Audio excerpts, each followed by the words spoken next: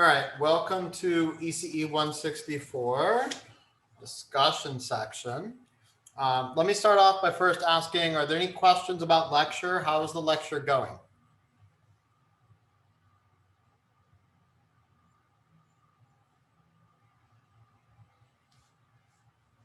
It's going good. Perfect. Going well for everyone else?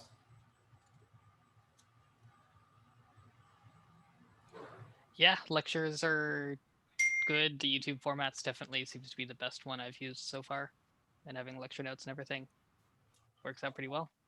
All right, well, that's good to hear. It's not much fun for me just to lecture to an empty room. So I would much prefer that we were back in person. Professor? Yep. Do we only have one lecture this week? Yeah. Yeah, so I recorded the second one and then I looked at the schedule and I remembered that the frequency response, I usually split it over two. And so I recorded it all in one shot. And it's only one lecture this week. It's a longer lecture. All right, cool. Thank you. Actually, I was really annoyed. I recorded it this weekend and for whatever reason, it only recorded half of it. And so I did the lecture 2.5 times in one day. It was not very much fun. So there's a very hard cut in the middle if you guys watch it when you see it. It's pretty obvious where I spliced them together. All right, so a couple of announcements today that I wanted to go over. Based on feedback from the TAs, there have been a couple of questions about small signal model. And so I want to just very quickly kind of discuss what a small signal model is, why we use it, and what it is good and what it's good for and what it's not good for, right? And so the idea is that we're taking a device that has a IV curve that is in somehow nonlinear. And it doesn't matter in what way that it's nonlinear, but it's nonlinear.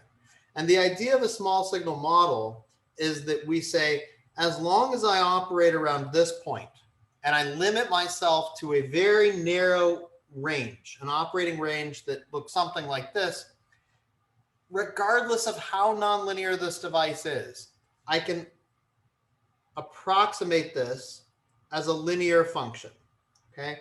And I'm showing this for V to I, so I'm showing this for a GM. The same is also true of R naught. The same is true of all of the small signal parameters, okay? But the crux of this idea is that by restricting our region or the allowable swing, we can linearize this and we don't have to deal with this entire large kind of nonlinear signal, however ugly it may be. All right, and so the next question that apparently was asked many times is, what's the difference between small signal and large signal gain? I would say that typically we don't talk about large signal gain. By definition, all of the things that are small, like small signal gain is V out over VI for voltage, or it could be currents. Things like poles and zeros, those are all small signal constructs. Okay, there's no such thing as a large signal pole. You can kind of conceive of concepts of large signal gain, but in general, when we're talking about gain of a circuit, we're talking about small signal gain. All right, so there was another question about this GMB. So we've taken our small signal model, which in its kind of simplest form looked something like this. And we've added several other things to it. Things like GMV, VBS, R out, a whole bunch of other capacitors. And just a couple of quick concepts about this that are worth repeating.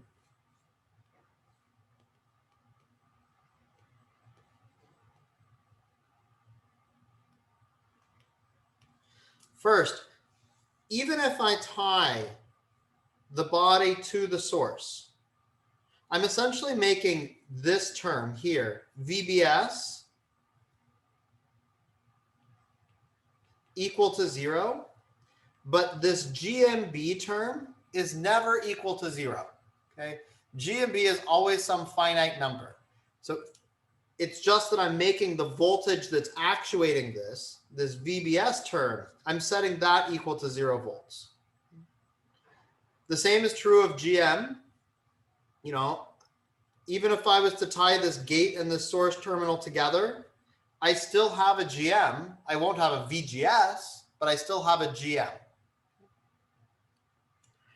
And then the last comment was about this output impedance R out. So I've had a couple of students ask both privately and in office hours, you know, physically on a transistor, where is R out? You know, if I look at the cross section of a MOSFET,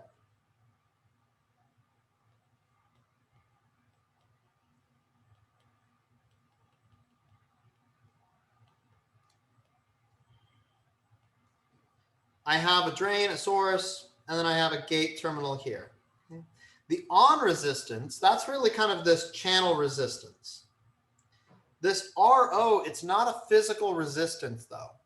It's a resistance that we're using. It's a small signal parameter that's modeling the conductance of this channel when it's in saturation. So when it's in triode, I'm actually forming a channel here, and it's pretty easy to see how I have a resistance between the drain and the source. However, in saturation, recall that this is a triangular shaped channel. There's no real conductive path. There's this area right near the, apologies, I labeled it backwards, right near the drain and the source that in particular I can't invert. And that's where I'm getting this behavior from this R out. But this is not a physical component. I can't point to this in the same way that I can point to the capacitances within a transistor. All right, other announcements. Let's see, there were some questions about GMB, small signal. Oh, the midterm. So we've decided to have the midterm on Thursday the 5th, and it will be at 4 p.m. in the afternoon, okay? So based on the feedback from all of you, and thank you for filling out the poll, that was the highest ranked time and works well for all of our colleagues that are not physically in San Diego with us, okay? So I'll post that to Canvas so that we all know that. In addition, I'll start to post some other sample midterms to get an idea of content, difficulty, as well as material. One caveat to, I guess, point out about the sample midterms, they're typically an in-class exam, and I usually allow 1 page of notes front and back. However, given that we're all taking this exam remotely this year, I'm not committing to this yet, but very likely I will decide. I think I'm just going to make it open note. I will caution you, though, that the exam will be sufficiently long that you will be time constrained, that if you're not prepared, you will not be able to learn the concepts on the fly and do well on the exam. So you do need to make sure that you study appropriately. And even though it's open note, you know, you should prepare probably a cheat sheet or something along that line.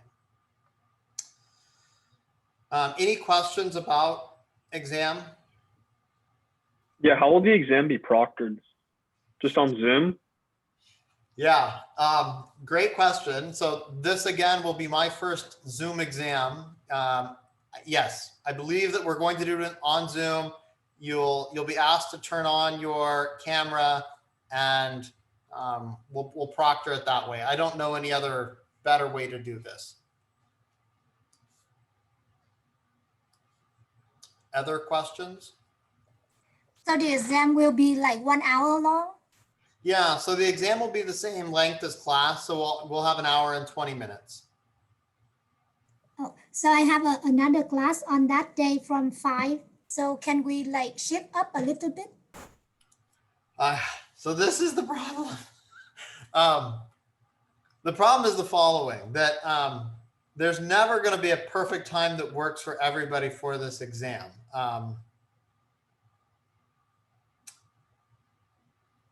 Yeah. Does anybody else have a conflict at 5?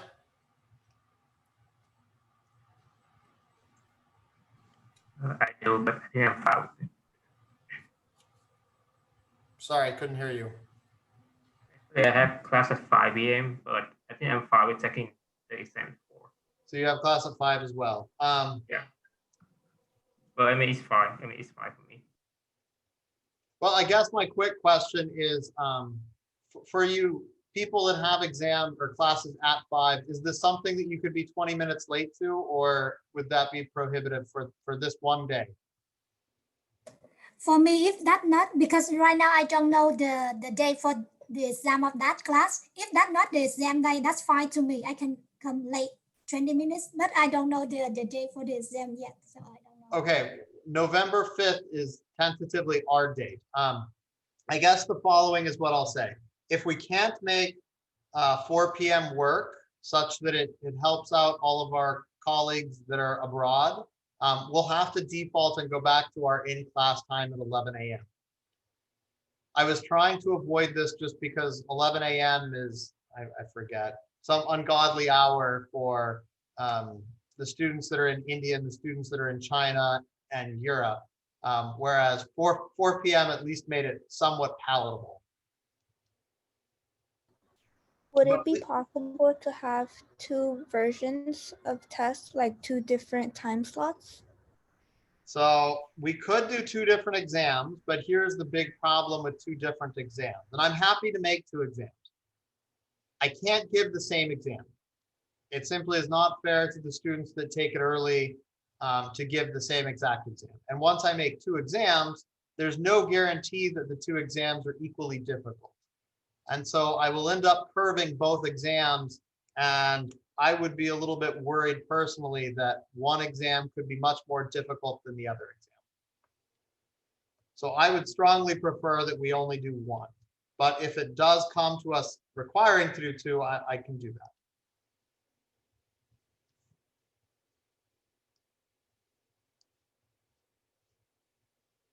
All right, other questions, thoughts?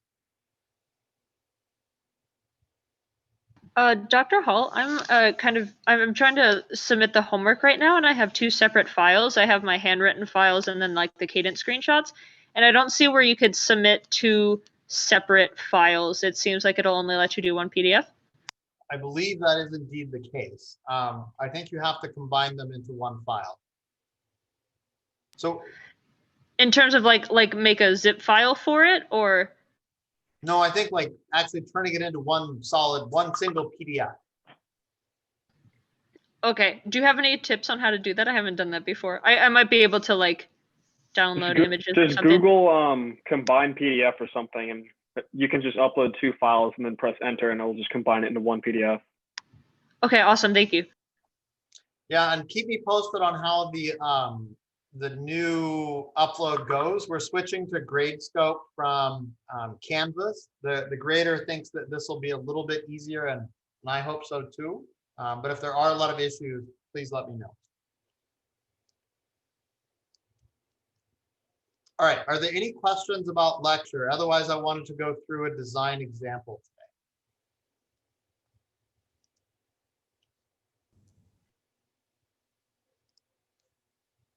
All right. Let's see if I can figure out how to make this work.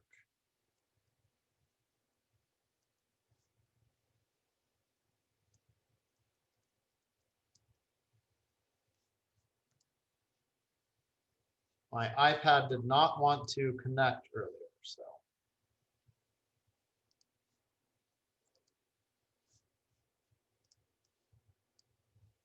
All right.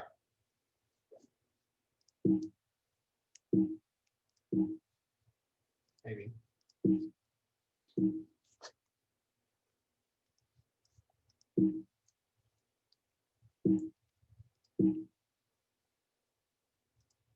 going on here?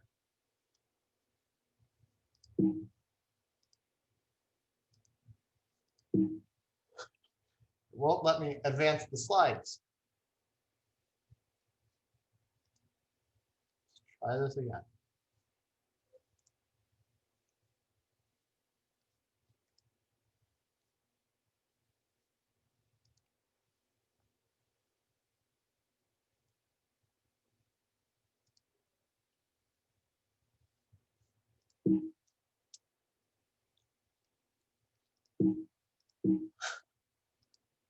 Okay.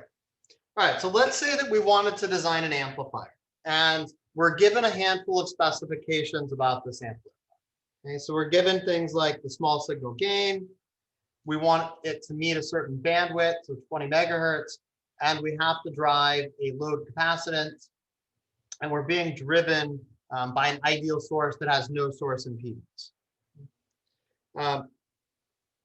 And so essentially what this looks like is we have a source, we have no source impedance, so this is equal to 0. We're trying to design an amplifier here to drive this load capacitance, and this has a gain of 6 dB.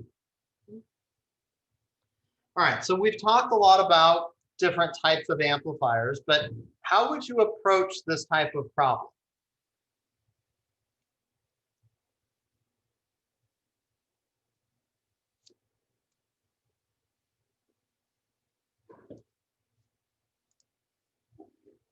Well, here's kind of a general high-level overview of how I would do this. There's not a single answer that's going to work for all of these. There's many different ways of approaching this. And fundamentally, this is where design and analysis are different. Analysis, when I analyze a circuit, there's one answer. There's one solution.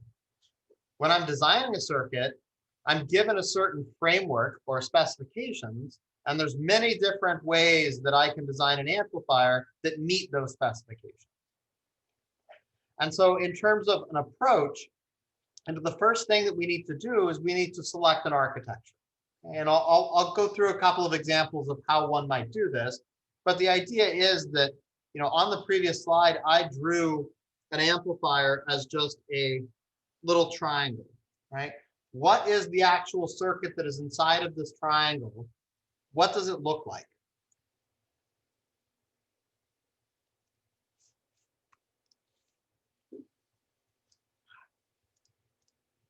All right, after I've picked an architecture, then I need to analyze that particular architecture. And I need to derive expressions for things like the gain, the bandwidth, the power, the area, any other metrics that I'm going to try to design against or optimize with. I need to have equations for these. And so this is where being good at analysis does come into play.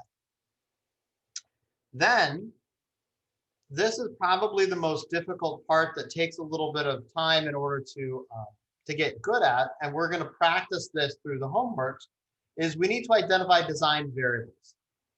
So what are design variables?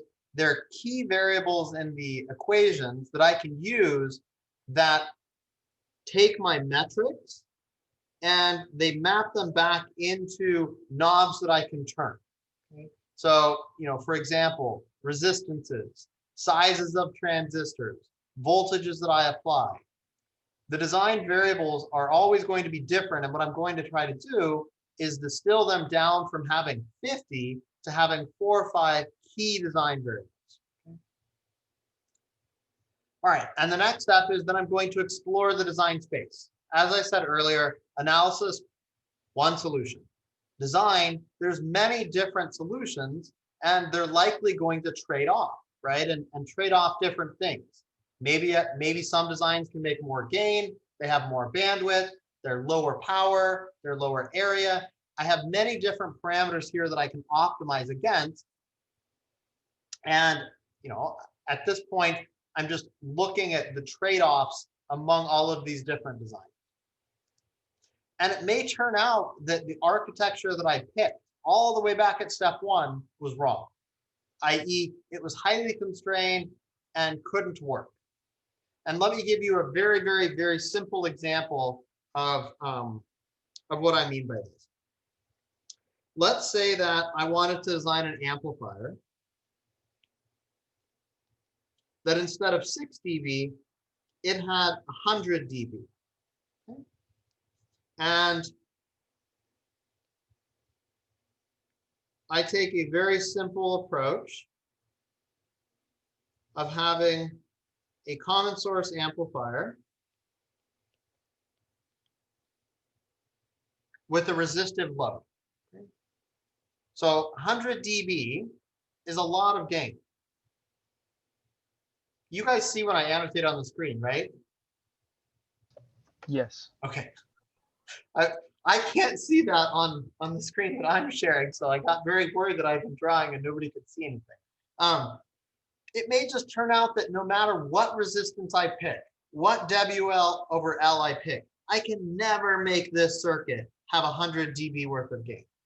I need to pick a different architecture, and that architecture may be not one of these amplifiers, but 4 or 5 of them cascaded together in order to get that gain. And so this is, again, where having some experience and doing these types of problems will give you a sense of that. You know, another really good way to think about this, we calculated in lecture 3 or 2, the maximum gain that we could get out of a transistor under very ideal situations. That was the intrinsic gain, right? And if this number is much more than the intrinsic gain, it should immediately signal to us that one amplifier is not going to be enough. We need to start thinking about architectures that have multiple stages of amplification in order to achieve that type of gain. All right, so we could end up just simply going back and picking a different architecture, or at this point, we could start optimizing. And by optimizing, again, I'm exploring this design space and I'm trying to achieve particular metrics. I'm trying to either bring down the gain, increase the bandwidth, or maybe play with the power and area trade-off that happens. All right, so rather than be rather abstract about this today, I'm going to work through I'm going to work through this example and we're going to explore the design space. We're going to kind of go through all of these steps. So what types of architectures do we have for an amplifier? Well, we've learned a lot about common source amplifiers. And the easiest thing that I could do is I could load this common source amplifier with a resistor.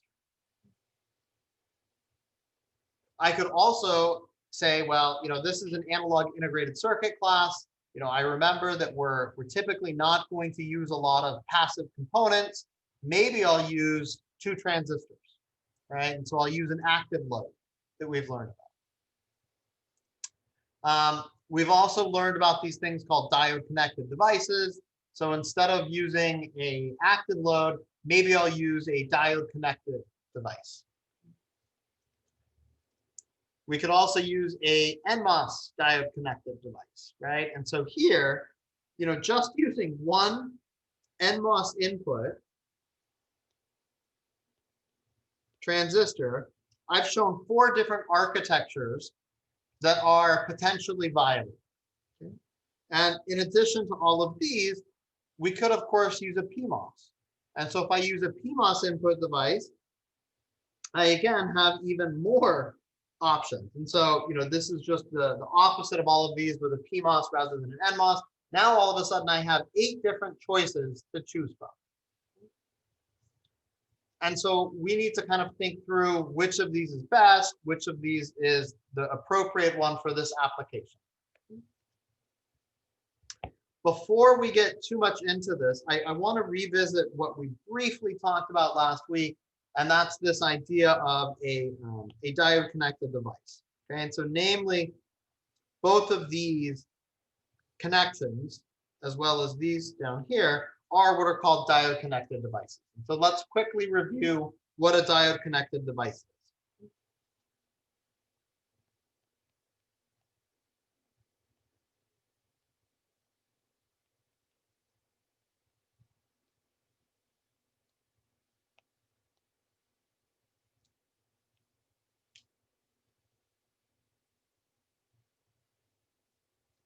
All right, so from a DC biasing perspective,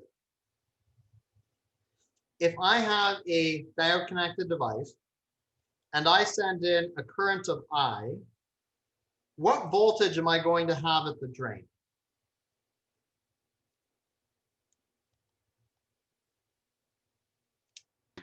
Dr. Hall, Yep. perhaps this is what you're implying from the aside, so I'm sorry if I'm getting ahead of myself, but what is the term diode connected referring to? I'm assuming it has to do with the fact that the gate is tied to the drain, but That's exactly what it's referring to. Yes. The answer is yes.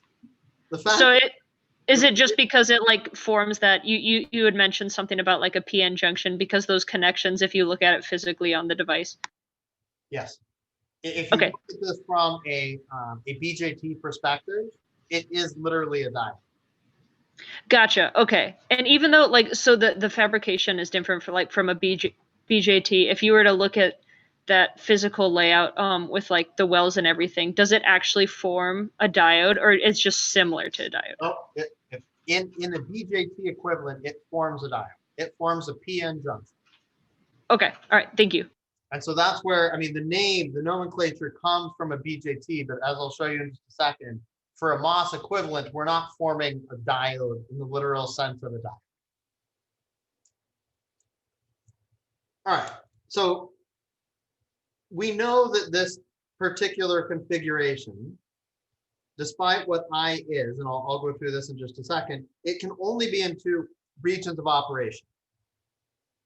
So this can only be in cutoff or saturation.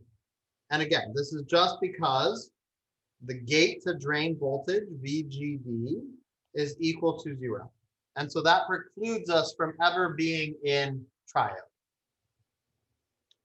All right, so if I have the device in saturation, and I know that I is equal to 1/2 Kn W over L VOV squared.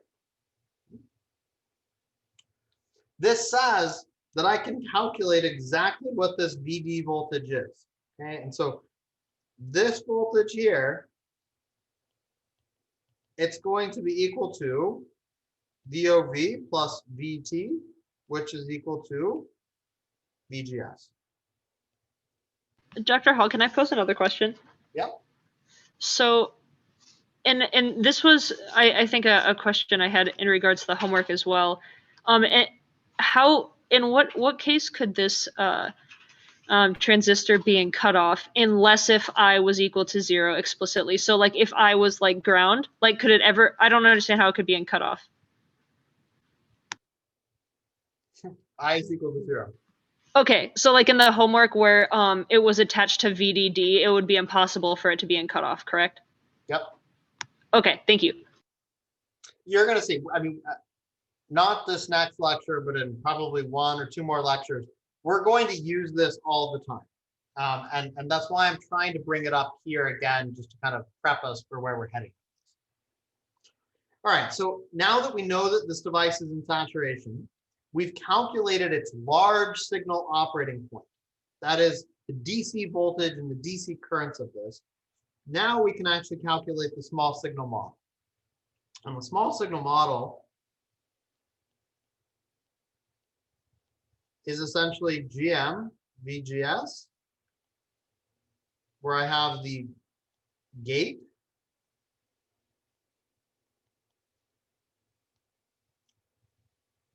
and these two are shorted together. And so what this gives is if I was to look into the drain and calculate the impedance of this device, I would get that the impedance, the small signal impedance, R out, was equal to 1 over GM. All right, so we're going to use this on the next slide as part of our load in these various different architectures. So any questions about this diode connected device?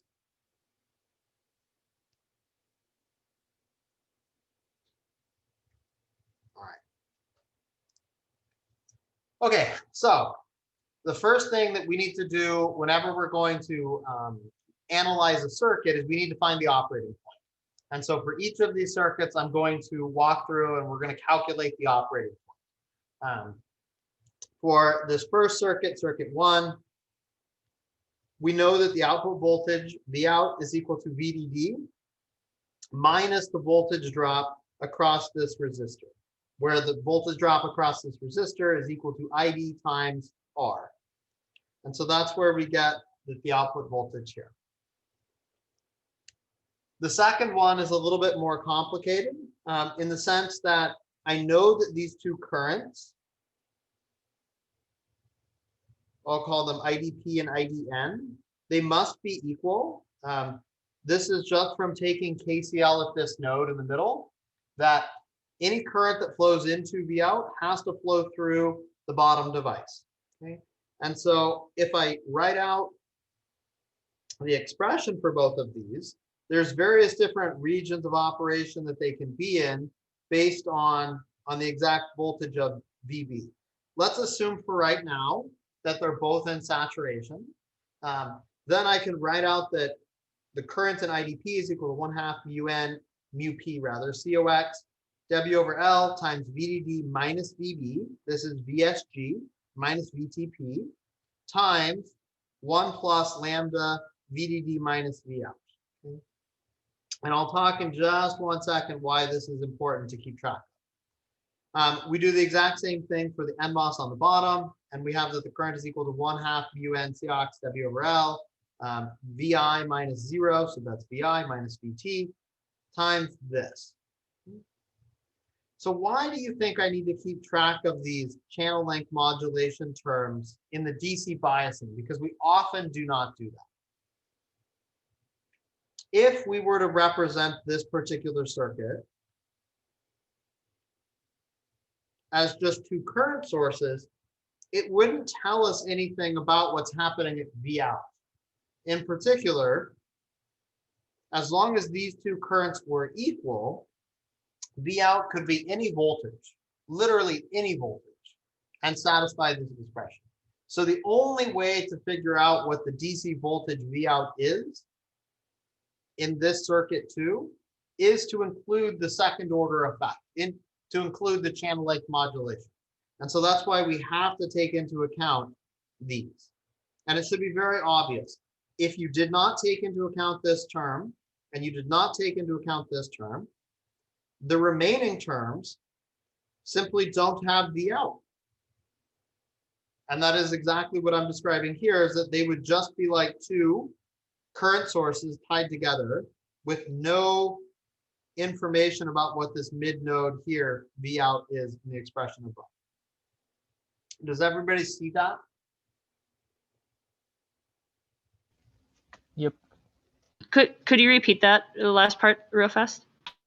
Yeah, just that, if I model this to the first order, like we often model a transistor in saturation, as a voltage controlled current source, I essentially am stacking two current sources in this example here, in two.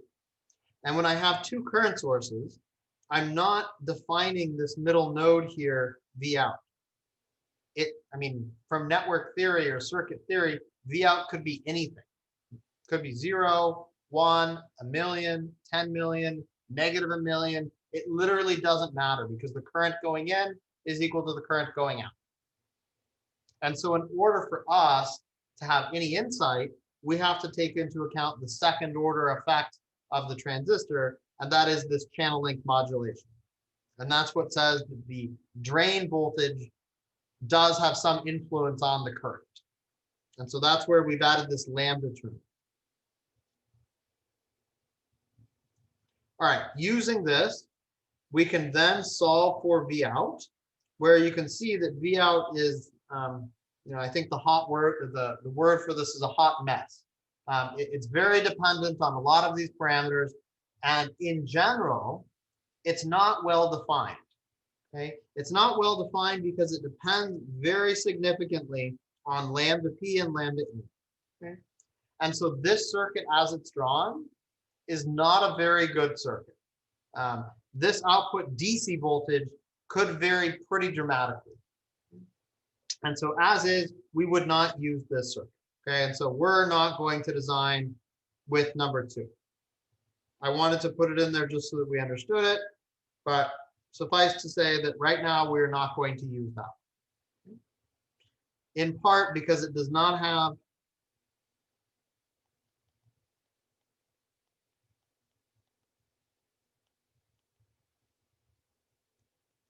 a well-defined output voltage.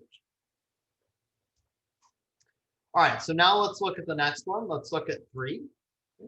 And so 3, the output voltage is simply equal to VDD minus the VSG of this transistor here, MP, where VSG is equal to VOVP plus VTP.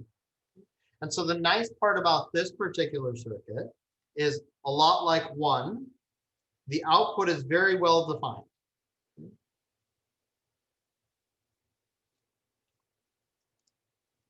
All right, and lastly with number 4, again, we have a diode connected device where the gate and the drain are connected together. It's exactly the same as number 3. The only difference here is that the output voltage is now VDD minus VOVN plus VT rather than VOV. All right, so at this point, we've analyzed the DC operating point of each of these circuits. And now we need to draw out the small signal model. Okay? So I'll attempt to neatly draw out the small signal model for each of these. Okay? So I'm going to focus on mainly keeping track of the 2 capacitances that are predominant. And so I'm going to use CGS and CGD.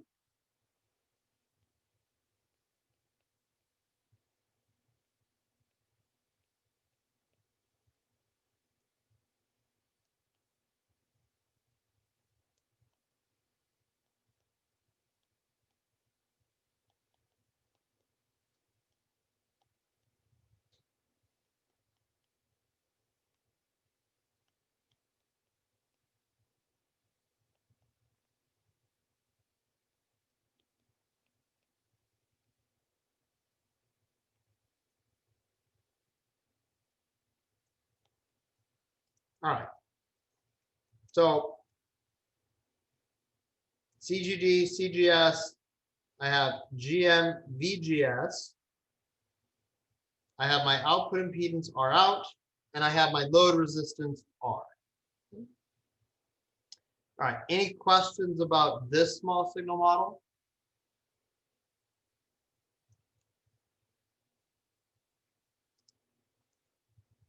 All right.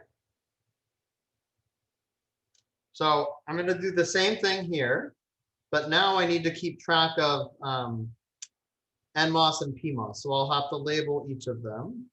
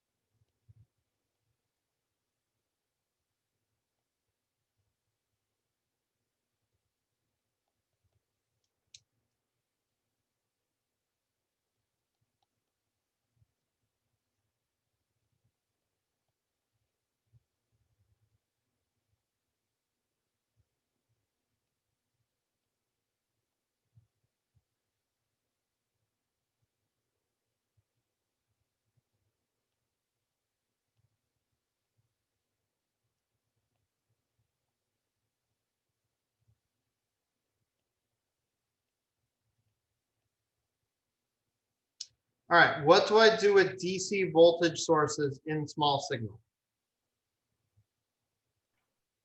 Short them. Shorts. Shorts. All right, so that's going to be grounded.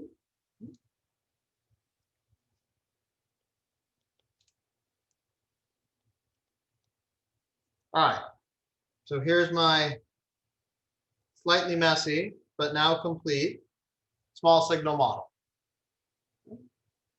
So I have CGSP, CGDP, GMP, ROP, RON, GMN, and then the 2 capacitors from the NMOS. Any questions about this small signal model?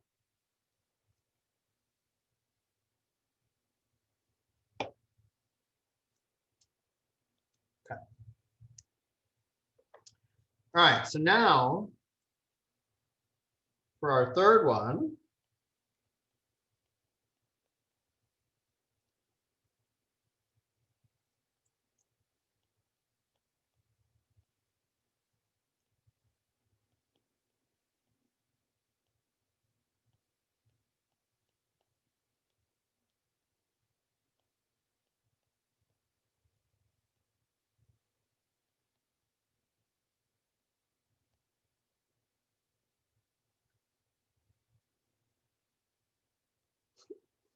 ran out of space.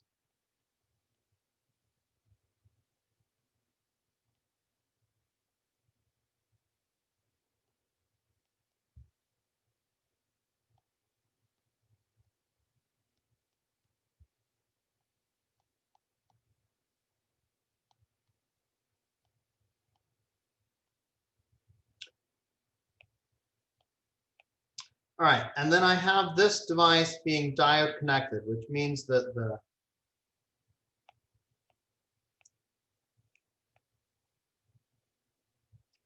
gate and the drain of this PMOS are connected together.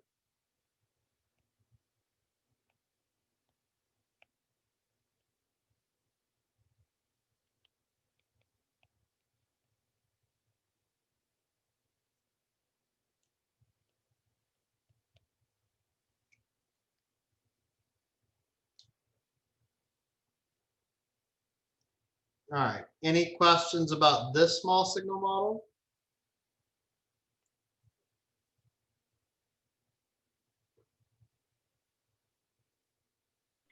Are the capacitors on the left connected in parallel? Because there's another ground on the source of MN. Yes. In fact, most of these are, most of the elements you'll notice are going to end up in parallel. ROP, for example, is connected to V out and ground. RON is similarly connected to V out and ground. CGS is connected to this output and ground, so it wouldn't be in parallel with any of the other capacitors in the circuit, but all of the ROs are in parallel and the GMs are also in parallel.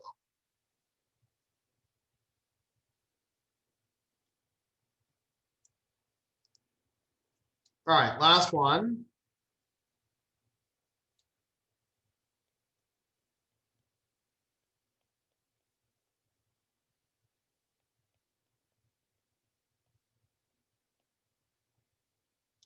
So I'm going to call this 1.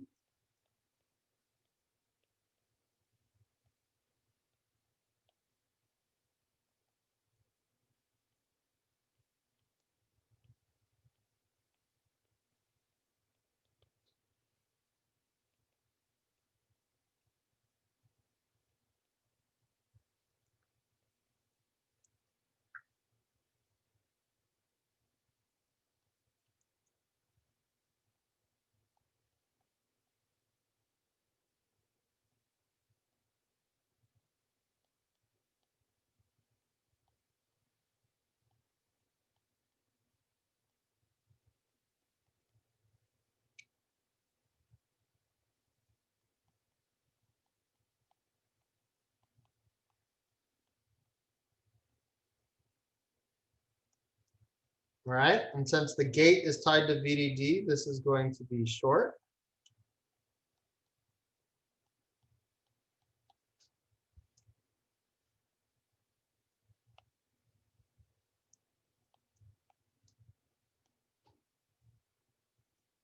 All right. Everybody see how we drew these small signal models? Why did you cross out VGD2? See, you mean CGD true? See, yeah. Because it's grounded on both sides. Oh, I see. Yeah. Okay, thank you. Mhm. Other questions?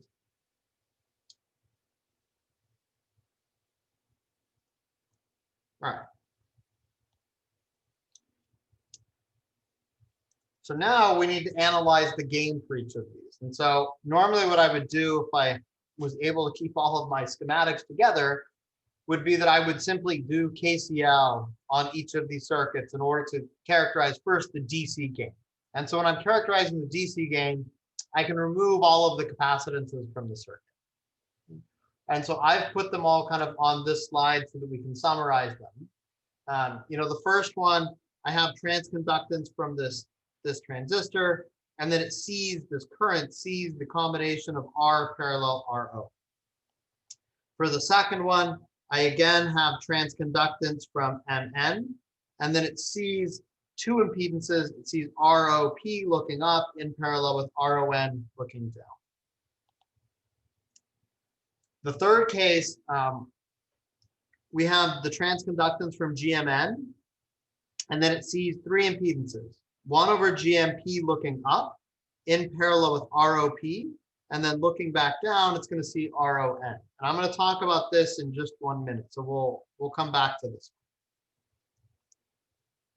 All right, and the fourth one, again, we have transconductance from the first device MN1, and the impedance that it sees is 1 over GM2 looking up in parallel with RO2, and then RO1 looking back down into MN1.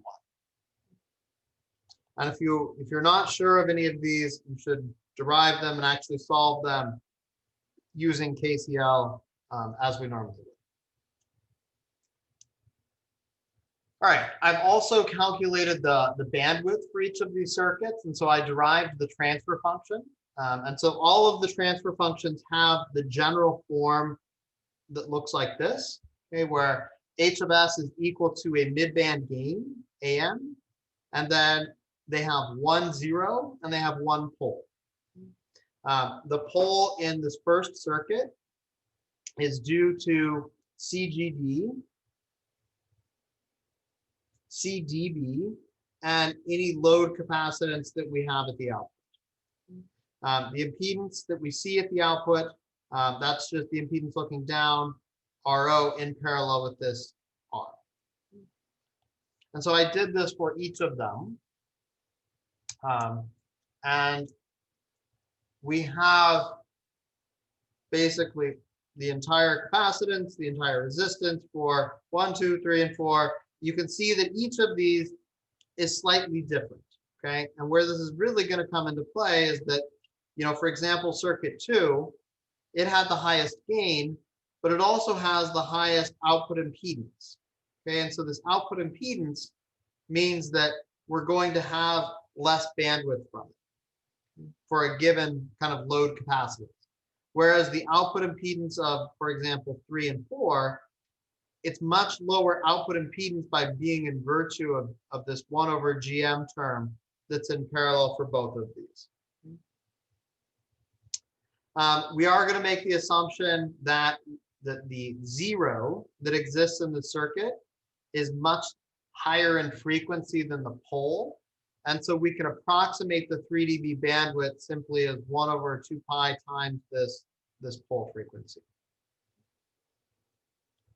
All right, any questions about kind of how we got these transfer functions? Again, this would just be doing KCL on any of the previous small signal models that we derived.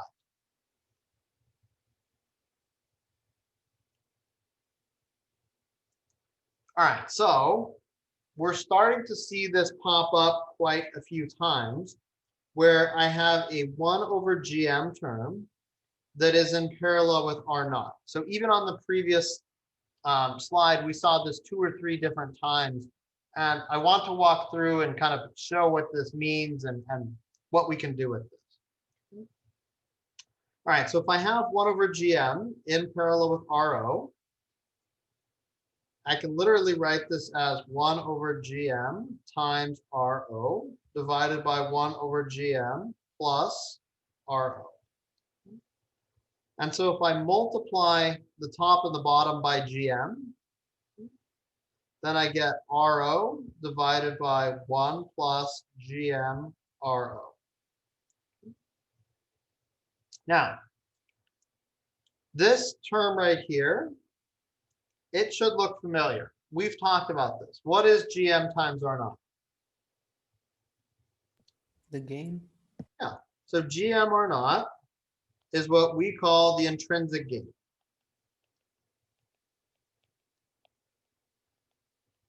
And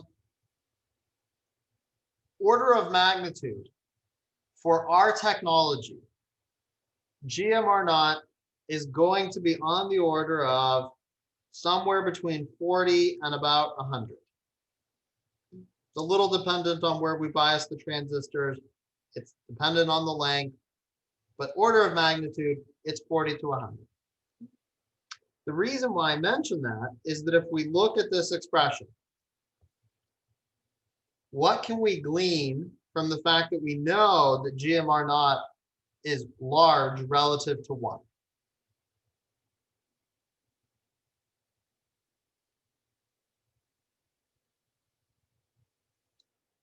We can approximate this term here as simply GMR naught and disregard this +1 term. And so this says that this is RO over GM RO, which is equal to 1 over GM. Okay, so why are we doing this? We will do this many, many, many times throughout this course. Anytime that we see 1 over GM in parallel with R naught, we are going to approximate this as 1 over GM. And this is the case because the intrinsic gain is so large that this approximation is a very, very good approximation. And it lets us simplify a lot of our results. And so if we go back just 2 slides.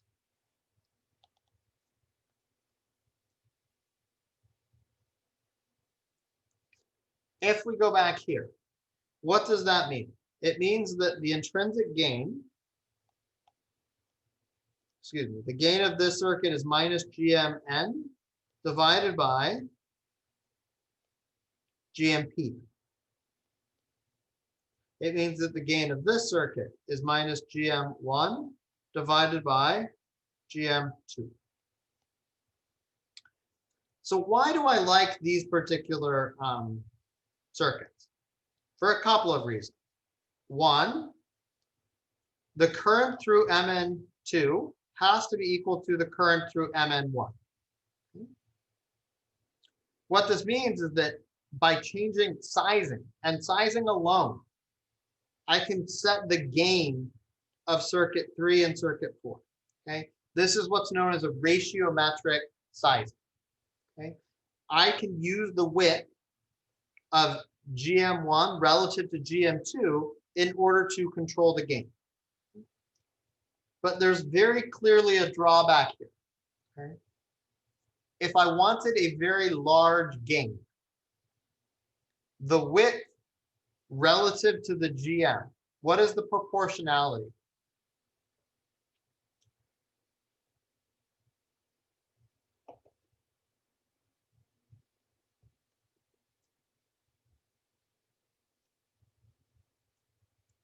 It depends on the square root.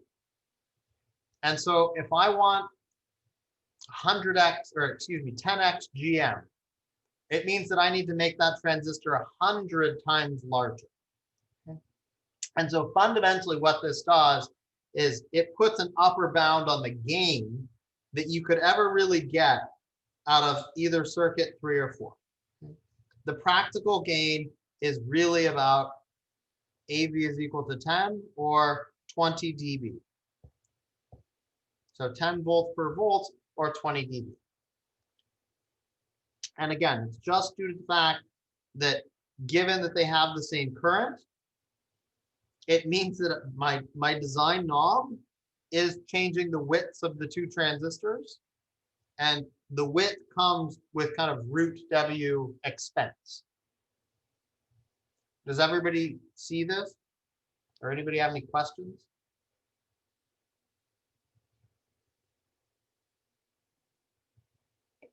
Where did you say the AV is equal to 10? Where did you say that came from? It's just a kind of a practical limit. I mean, Gotcha. in Okay. theory, there's no limit, but I can tell you that there's much better ways of making amplifiers if you want more gain. This is a relatively simple structure that's very easy to design if you want gain that's on that order or less. Gotcha.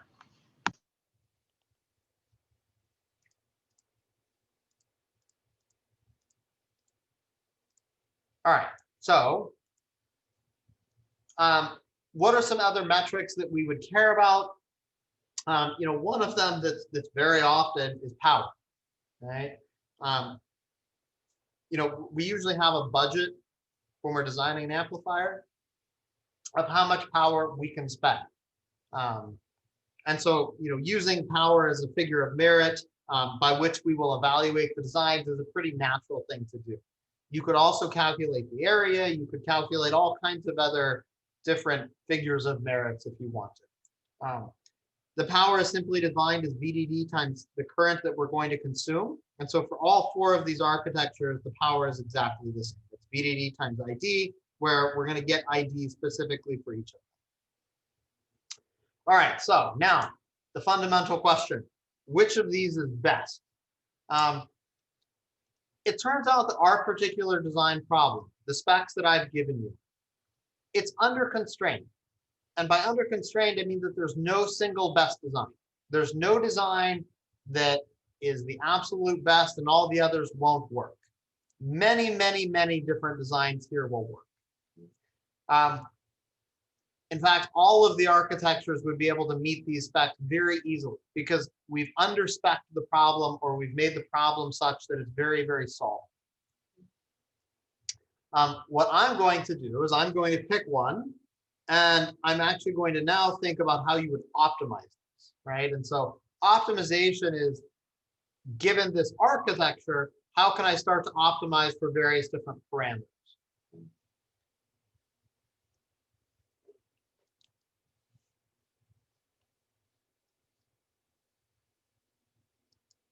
All right, now,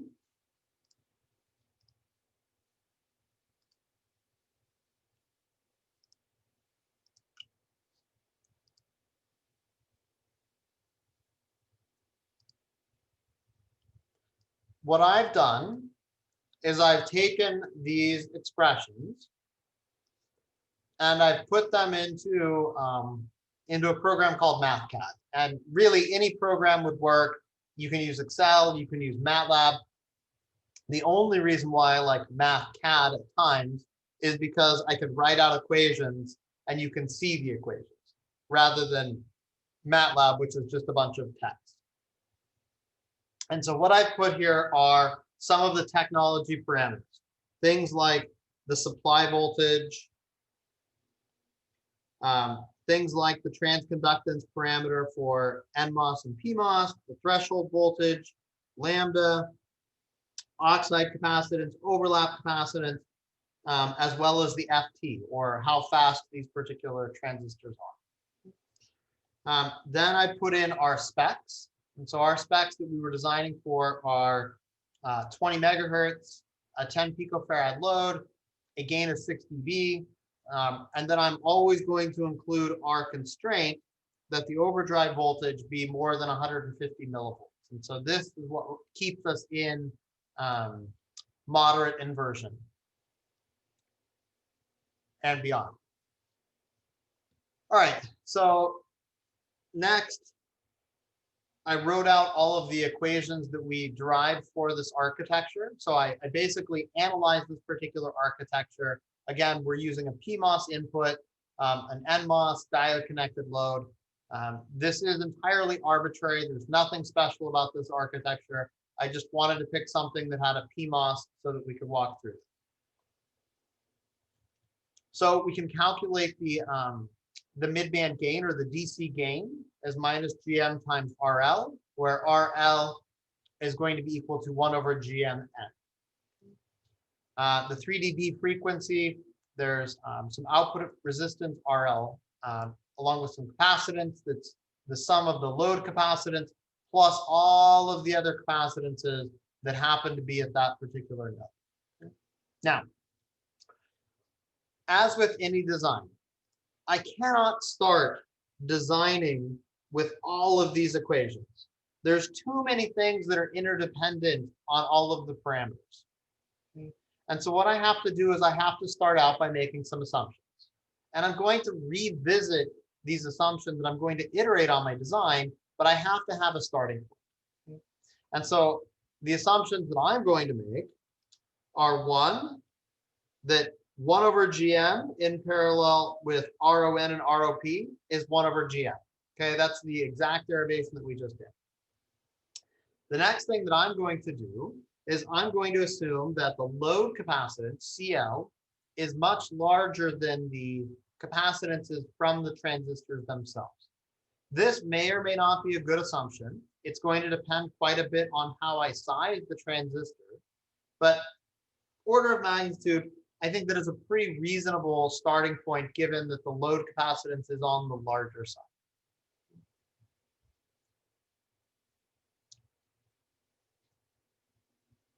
All right, then I've identified a couple of design variables. In particular, the width of the NMOS, the length of the NMOS, the length of the PMOS, and then from this, I'm actually going to calculate the width of that final PMOS. So remember I said that this design was ratiometric in that once I've defined the gain, the width will be readily calculated from it. And so what I'm going to do with these 3 design variables is then start to walk through the calculation. So I can calculate the transconductance. That's based on the 3 dB frequency or the bandwidth and the capacitance. Once I know the transconductance, I can calculate the overdrive voltage. I can calculate the current. And then I can calculate GMP, which is the transconductance of the PMOS. And then lastly, coming down here, I can calculate the width of that PMOS. And you can see that the width is quite large relative to the NMOS. So I put 20 microns as a starting point, and this is 160 microns essentially. I can calculate the overdrive voltage. I can calculate the DC input voltage that I need to apply. And the total power consumption of this design is simply VDD times IT. And so at this point, I can come back up here and I can say, well, what happens if I make this 10 microns? Or what happens if I make the channel length shorter or longer? And I can recalculate these parameters and I can kind of manually iterate. Alternatively, I can go back and I can refine my calculations. At this point, you know, before I didn't really have enough to calculate and use all of these big expressions. You know, I didn't know how to calculate these at the time. I didn't know where the 0 was. I can now, given that I've defined the widths and I've defined the lengths of all of these transistors, I do have all of the information to calculate these. And so I can come back and I can do all of the, call it hardcore calculations and make sure that all of my assumptions were correct. And so here I'm calculating CGS, I'm calculating CGD, calculating RON, and then I'm going to compute the actual gain. And so the actual gain, if you recall, I was trying to design for 6 dB or a gain of 2. I'm actually getting a gain of 1.87, 1.88. So I'm a little bit under, okay? The bandwidth, I'm actually slightly high on the bandwidth. I was designing for 20 megahertz and the actual bandwidth comes out a little bit higher than that. And then lastly, I can go back in and I can recalculate and make sure that all of the transistors are indeed in saturation. All right, so you know, if I just wanted to manually go through the design, this is more or less what I would do. I would come back up here and I would play with this and I would kind of see how it moved my design, you know, knowing that if I wanted to increase the bandwidth, what the knobs are that I have to turn. Another way is to actually generate the entire design space. And so what I'm defining here is I'm defining a function that takes these parameters. So these are the specs, and these are my key design variables, and it does all of the calculations that I did on the previous slide. In addition to that, it's going to put forth a few constraints. And the constraints are important because manually I would be imposing these, but I'm going to put this inside of an optimizer, and so I have to have a way of telling the optimizer. And so, you know, if the bandwidth does not meet spec, then I'm going to set the power to be a high number, what I'll consider 10 milliwatts. If the overdrive voltage is less than the minimum overdrive voltage, I'm going to say that that's out of spec. If the source to drain voltage is too low, then I'm going to say it's out of spec. You know, essentially if the device is not in saturation. If the gain is not within 90% of my design target, it's going to be put out of spec. If the transistor length is less than the minimum allowed in the technology, out of spec. You get the idea here. And so what I can do now is kind of what I was describing earlier, where I can look at some possible designs. And so this is the one that we started out with, where I said that if I started with 20 microns, 1 micron channel length, we got a power of 710 microns. Alternatively, you can see that if I reduced the channel length, the power went down, right? The power went down by a factor of 2. Why do you think that is? Any guesses? The resistance also decreases. So in our particular architecture, when I have a longer channel, it means that I'm going to get more capacitance. And when I have that capacitance and I'm trying to meet bandwidth, it means that I need more transconductance. I need more GM. And so partly where this is coming from is just that I'm not really using the channel length much to my advantage. And a longer channel length is actually hurting me here. It's costing me more GM, which requires more current in order to get that. And so by reducing this, you can see that we reduce the power. You know, if I start to play with the minimum length devices, I put these at 0.18, kind of following that same logic. But now I also reduce the width of this transistor. You can see that the power actually went up. And if I start to play with different widths and different lengths, you can see that there's a whole bunch of different designs here. And interestingly, this one kind of had the lowest of this bunch. Right? There's also designs that don't work. You know, if I take this very simple design right here, and I instead put 10 micron for the length instead of 1, I get a power of 10 milliwatts. And this 10 milliwatts is the indicator here that the design is basically not working, that it's not meeting one of my constraints. Okay. Similarly, if I was to take the length of this or the width of this transistor and make it even wider, double it, I again get a design that doesn't work. Okay. And so I think that it's more interesting to kind of look at the entire design space. And so now we can plot this. And so what I'm doing here is I'm taking this function, and in order to constrain this to be on a 2D, not a 3D plot, or excuse me, a 4D plot, I'm going to fix the length. And so I'm going to set artificially the two constraints that the length of this transistor is equal to the length of this. It's absolutely not required. It just lets me plot this on a 2D plot as shown here. Okay. And so what I'm doing is I'm sweeping the length from 0 to 40 microns. I'm sweeping the length from 0 to, I think, 2 microns. And what you see here is this design space. And each of the different colors shows you a power gradient. And so everything's kind of in this blue region. These are the lowest power designs. As I start to go out of this area, the green is higher power, the yellow is higher, the red is reddish kind of orange is highest power, and then everything that's white doesn't work. Okay, it doesn't meet all of our specs. And so you can see that there's a whole bunch of designs in here that would meet the specs that we were talking about, right? So the design that we started out with, this 20 by 1, it's right here. Similarly, if I looked at kind of that 40 by 1 up here that didn't work, you can see that out here, that design indeed does not work. Similarly, when I looked at 10 micron and 1, that design also does not work. Okay? And so this is a nice way of plotting all of the different designs that exist within here and picking. Now, it still didn't help me in the sense that I don't know which of these blue is quote unquote the best, but I can actually do an optimization loop on this now, and I can run a minimizer on it. And I don't know why my MathCAD decided not to show us, but it is actually this design that I'm showing you up here. It's this particular design happens to be the lowest power and have the optimal constraints.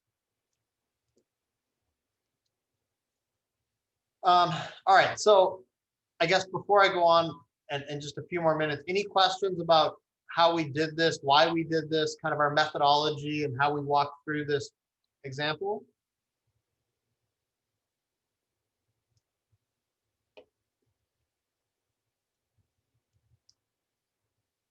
Okay, what if our design space was a little bit more difficult, right? So recall that we've now settled on picking this architecture. And I told you that this is a ratiometric architecture where essentially the gain is proportional to the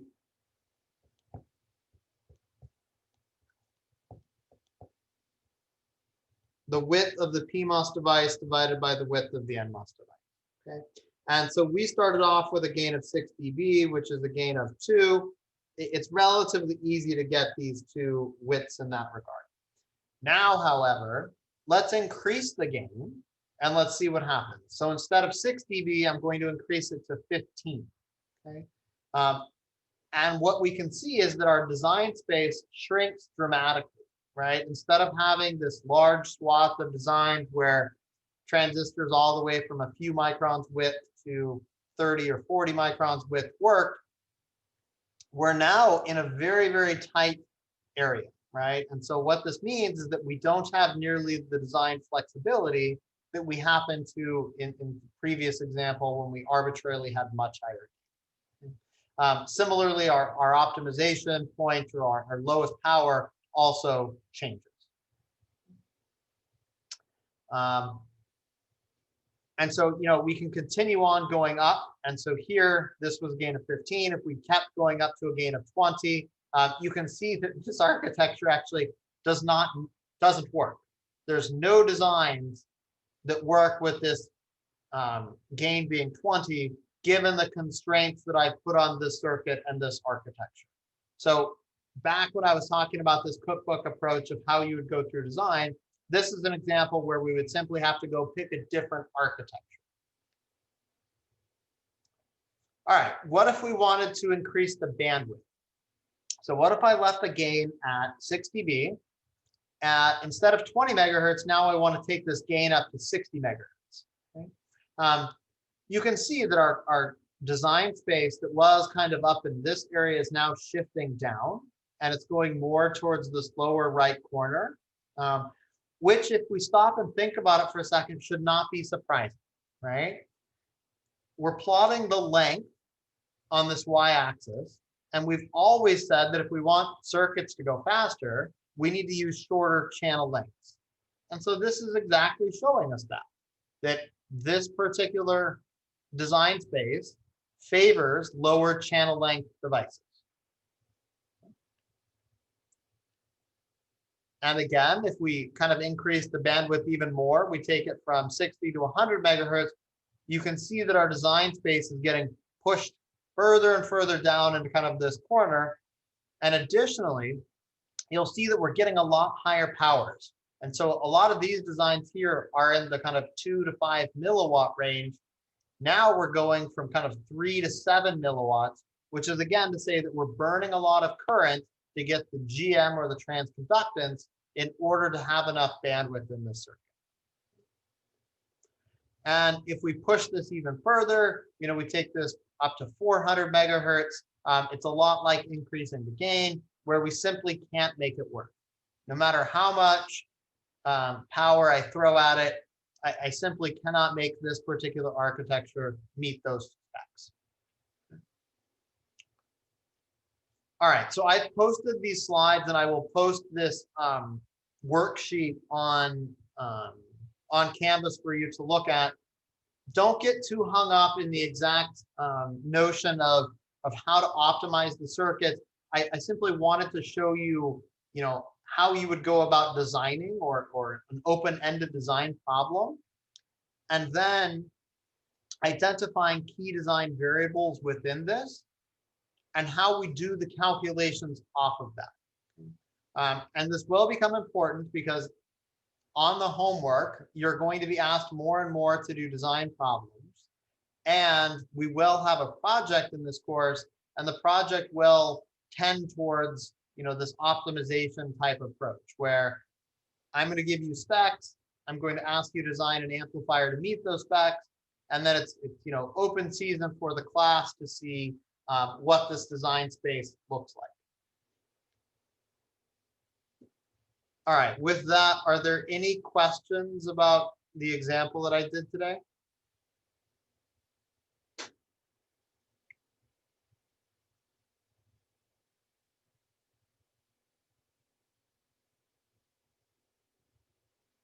All right. Well, I'll see you next week. I'll post some exams and I'll post some sample exams and I'll post these files. Thanks. Bye. Thank you.